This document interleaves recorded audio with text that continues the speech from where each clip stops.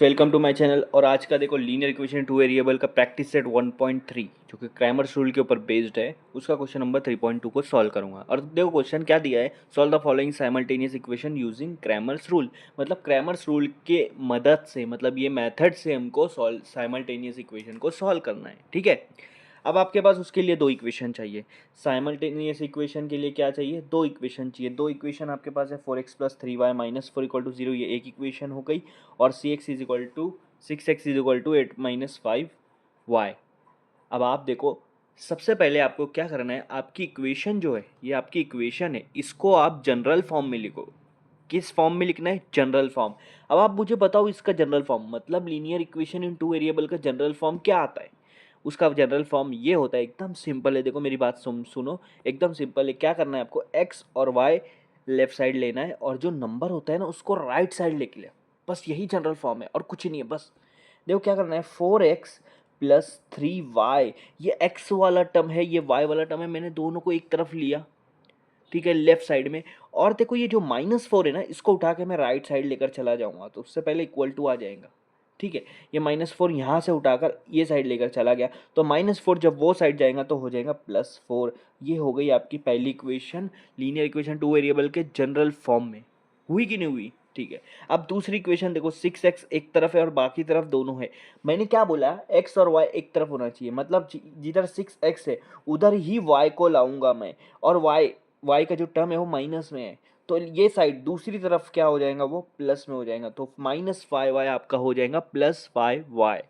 ठीक है, और राइट साइड में क्या बच रहा है, सिर्फ 8 बच रहा है। तो ये आपकी हो गई सेकंड इक्वेशन, ये आपकी हो गई सेकंड इक्वेशन। तो ऊपर वाली फर्स्ट इक्वेशन, नीचे वाली सेकंड इक्वेशन। जब आप जनरल फॉर्म में लिख दो ना, उसके बाद इसको स्टार्ट करो सॉल्व करने। सबसे पहले क्रैमर्स रूल के हिसाब से डी को सॉल्व किया जाता है, डी का डिटर्मिनेंट्स निकाला जाता है। समझ में आ रहा है ना बात। क्या निकालते हैं हम लोग, डी का डिटर्मिनेंट्स निकालते हैं। वो कैसे निकालते हैं, आप ये इक्वेशन जनरल फॉर्म में लिखे, वो वाली इक्वेशन देखना है, और दोनों में से जो कांस्टेंट नंबर है उसको हटा देना है। सिर्फ एक्स और वाई के टर्म देखना है। एक्स की टर्म, यहाँ पर x की टर्म लिखेंगे, यहाँ पर y की टर्म लिखेंगे। ठीक है, x की टर्म क्या है, x के साथ जो नंबर है, ऊपर 4 है नीचे 6 है, तो ऊपर लिख दूंगा 4, नीचे लिख दूंगा 6। आया समझ में। y की टर्म अगर आप देखोगे तो ऊपर 3 है नीचे 5 है, तो y के यहाँ पर ऊपर 3 लिख दूंगा, नीचे 5 लिख दूंगा। इतना तो समझ में आ गया होगा आपके। तो इसके बाद तो कोई प्रॉब्लम नहीं। क्या करना है आपको, सिर्फ इन दोनों को सबसे पहले मल्टीप्लाई करना है। 4 और 5 को एक ब्रैकेट लेना है, उनमें 4 को 5 से मल्टीप्लाई कर देना है। बहुत सिंपल, बहुत सिंपल है, को कुछ भी नहीं है इसके अंदर। बीच में माइनस लगाना है, फिर दूसरा ब्रैकेट बनाना है। अब दूसरे ब्रैकेट में क्या करोगे, उसमें ये दोनों को मल्टीप्लाई करना है, 3 और 6 को। तो मैं क्या करूँगा, 3 × 6 कर दूंगा। कितना आसान है, देखो कितना आसान है, एकदम सिंपल है। मतलब यहाँ पर आपको प्रॉब्लम होना ही नहीं चाहिए कोई चीज़ का। इन दोनों को अगर मैं मल्टीप्लाई करता हूँ तो मेरा आंसर आएगा 4 5 20। फिर ये माइनस वाली साइन, फिर इन दोनों को मल्टीप्लाई करता हूँ तो मेरा आंसर आएगा 18।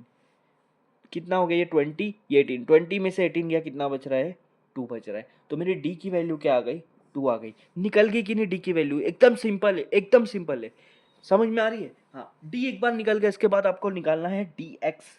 अब यहाँ ध्यान दो, यहाँ पे गलती होती है डिटर्मिनेंट्स बनाने में, कि dx कैसे बनाते हैं। बहुत सारों को यहाँ पर प्रॉब्लम होती है। मैं आपको एकदम सिंपल और सरल भाषा में बता दूंगा कि dx कैसे बनाते हैं। अब आप देखो, ये x का टर्म निकाला था, ये y का टर्म निकाला था। ठीक है, इतना तो आपको d में पता है। d में देखना है, ये x का टर्म, ये y का टर्म, dx बनाना है। क्या बनाना है, d के साथ क्या है, x, dx।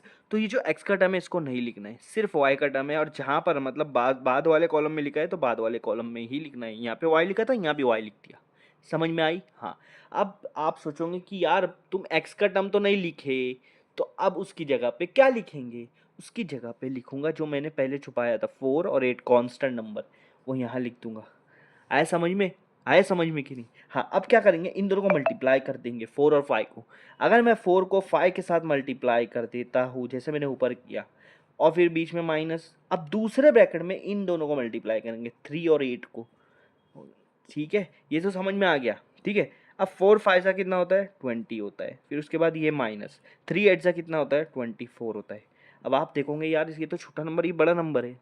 20 का साइन क्या है, कुछ नहीं है, मतलब प्लस है। 24 का साइन क्या है, माइनस है। जब एक प्लस और एक माइनस होता है, यहाँ मल्टीप्लाई नहीं है, ये प्लस माइनस वाला है, तो बड़े में से छोटे को माइनस कर देना है। 24 में से 24 में से 20 गया 4 बचेगा, और बड़े नंबर क्या है 24, उसकी साइन माइनस है तो यहाँ पे माइनस लगा दो। टी एक्स की वैल्यू आ जाएंगी -4।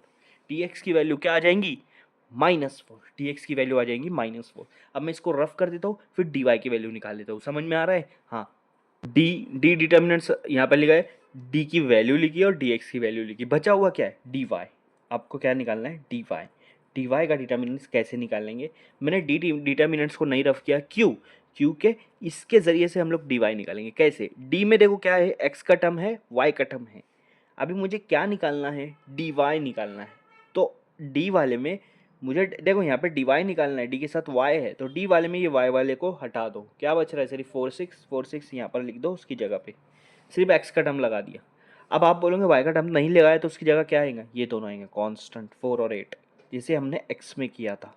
ठीक है, डी एक्स निकाल रहे हो तो एक्स वाला मत लिखो, डी वाई निकाल रहे हो तो वाई वाला मत लिखो। ठीक है, उसकी जगह पर कांस्टेंट रखना है। अब पहले इन दोनों को मल्टीप्लाई कर देंगे, 4 × 8 माइनस, फिर इन दोनों को मल्टीप्लाई करेंगे 4 × 6। तो 8 4 जा कितना होता है 32, और 6 4 जा कितना होता है 24। 32 में से 24 गया तो 8 बचेगा, मतलब डी वाई की वैल्यू भी मुझे मिल गई। मुझे तीनों में वैल्यू मिल गई है, T D X D Y, बस खत्म हो गया। यहाँ पर खेल खत्म हो जाता है, अब क्लाइमेक्स की बात हो रही है। अब निकालना है मुझे एक्स।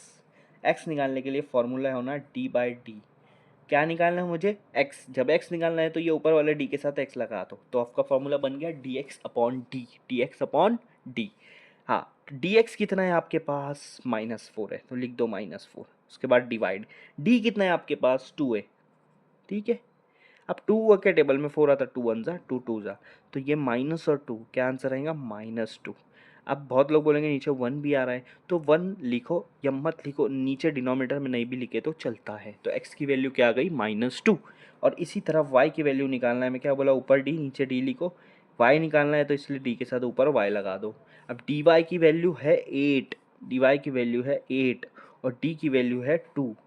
तो 2 के टेबल में 8 कितने पे आता है? 4 पे, तो y की वैल्यू आ गई 4। तो y की वैल्यू 4 और x की वैल्यू -2।